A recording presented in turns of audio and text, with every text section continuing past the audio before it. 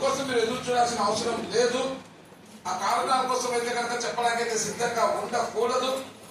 మరి ఆ కోణంలో మీరు ఆలోచన చేసి శ్రద్ధ వహించి దయచేసి ఎక్కడా కూడా పట్టును విడచకుండా పట్టును సడలింప చేయకుండా ప్రయత్నం చేయండి. మీ ప్రయత్నం కోసం నేను ఒక్క మాట చెప్తాను. ఆ మాట చెప్పి మీ దగ్గర సెలవు తీసుకుంటాను. ఈ యొక్క స్మెల్ మాత్రం ఒక చిన్న మాట చెప్తాను. దానికి మీరు జాగ్రత్తగా వినాలా.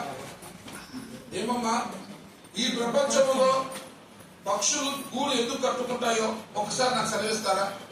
ప్రపంచంలో పక్షి గూడు ఎందుకు కట్టుకుంటుందో చెప్పండి. రైట్. ఒకటి ఏంటంటే రక్షణ కోసము, రెండు వచ్చేసి తన పిల్లల్ని తిరిగి వృద్ధి చేయించుకోవడం కోసం ఈ ప్రపంచం పక్షులు గూడు కట్టుకుంటాయి. పక్షి కట్టుకున్న గూడు ఎంతసేపు ఉంటుందో తెలిసినా, ఎన్ని రోజుల్లో తెలిసినా, కేవలం పక్షి కట్టుకున్న గూడు 6 నెలలు మాత్రమే ఉంటుంది. ఫర్ కైండ్ ఇన్ఫర్మేషన్, 6 నెలలు మాత్రమే రక్షణ కలుగుతుంది అని తెలిసినటువంటి ఒక పక్షి ఏనాడైనా పక్షి గూడు చూసింటారు, ఇప్పటికీ ఎన్నోసార్లు చూసింటారు. ఈ ప్రపంచంలో పక్షికి ఉన్నంత క్రియేటివిటీకి ఏ దేనికి కూడా ఉండదు. ఎంత అద్భుతంగా పక్షి గూడు అల్లుతుందో తెలిసినా అంత అద్భుతంగా అల్లుతుంది. అయితే ఆ పక్షి గూడు నిర్మించుకోవడానికి ఎంత శ్రమపడాల్సి వస్తుందో తెలిసినా, ఎంత శ్రమపడాల్సి వస్తుందో తెలుసా చెప్తాను. మొన్న వచ్చే సర్వే ప్రకారం చెప్తాను. ఒక పక్షి తన గూడు నిర్మించుకోవటానికి, ఒక సాధారణ పక్షి తన గూడు నిర్మించుకోవటానికి 32,000 పుల్లలు అవసరమట. 32,000 పుల్లలు అవసరమట. అలాంటప్పుడు ప్రతి పక్షి కూడా చెట్టు పైన గూడు నిర్మించుకోవాలి అంటే ఆ చెట్టుపై నుంచి 32,000 పుల్లలు అవసరమైనప్పుడు ప్రతిసారి కూడా వెళ్తుంది పరిసరాలకి. వెళ్ళిన ప్రతిసారి కూడా తన ముక్కుకి కేవలం 1 పుల్ల మాత్రమే పట్టుకోగలుగుతుంది సామర్థ్యం. వెళ్ళిన ప్రతిసారి 1 పుల్ల తెస్తుంది. కానీ తెచ్చినటువంటి వాటిలో 10 పుల్లలు తెస్తే కేవలం 3 పుల్లలే సెట్ అవుతాయట. ఏం చూడు దాని జీవితం ఎట్లుందో. 10 పుల్లలు తెస్తే 3 పుల్లలే సెట్ అవుతాయట. మిగతావన్నీ కింద పడిపోతాయి. గమనించండి, ఎప్పుడైనా గుర్తుపెట్టుకోండి. ఏదైనా చెట్టు పైన గూడు ఉందా లేదా చెక్ చేయాలంటే మీరు పైన చూడాల్సిన పని లేదు, కింద చూడండి.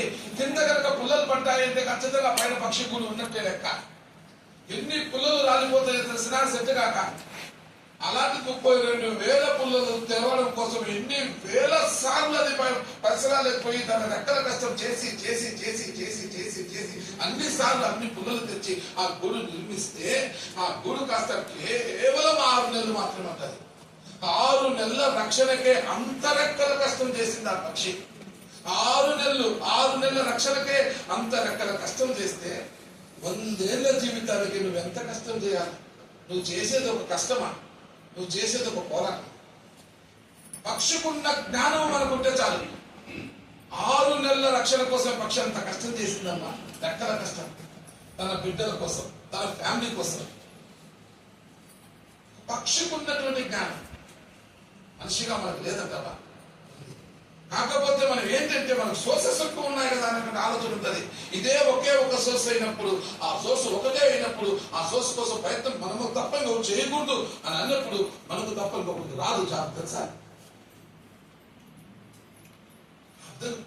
ఆ కోణంలో ప్రయత్నం చేయండి. ఎందుకు రాదో చూద్దాం. మీ వెనుక నేను అన్నాను కదా, ఎక్కడ మీకు ఆత్మవిశ్వాసం సన్నగలకుండా చేసుకుంటారు కదా. మీ వల్ల ఎదిగిన వస్తువు కదా ఇది. ఈరోజు ఇంత విలాసవంతమైన జీవితం వచ్చిందంటే మీ వల్ల వచ్చింది. కేవలం మీరు లేకపోతే నేను లేను కదా. నేను ఈ స్థాయికి రావడానికి కారణం పరోక్షంగా దేవుడు కావచ్చు, కానీ ప్రత్యక్ష దేవుడు నాకు నా విద్యార్థులే. నా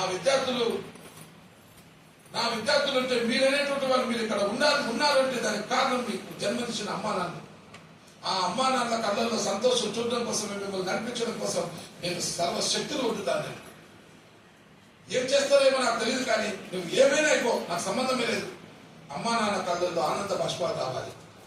జన్మనిచ్చిన, రూపం ఇచ్చిన, ప్రాణం ఇచ్చిన, రక్తం ఇచ్చిన, శరీరం ఇచ్చిన ఆ ప్రాణ విధాతలకి అపాయింట్మెంట్ ఆర్డర్ చేతిలో పడాలి. ఆ అపాయింట్మెంట్ ఆర్డర్ లో మీ నాన్నగారు ఎంతో ప్రేమగా పెట్టుకున్న ఆ ఇంటి పేరుతో సహా ఉన్న పేరు ఆ అపాయింట్మెంట్ ఆర్డర్ లో టైప్ కావాలి. గవర్నమెంట్ అపాయింట్మెంట్ ఆర్డర్ లో టైప్ కావాలి. ఆ అపాయింట్మెంట్ ఆర్డర్ చూసి మీ నాన్న కళ్ళల్లో వచ్చే ఆనంద బాష్పాలు అనివితేనాలు చూడాలని చెప్పేసి మనస్ఫూర్తిగా కోరుకుంటున్నాను. ఆ wish you all the best.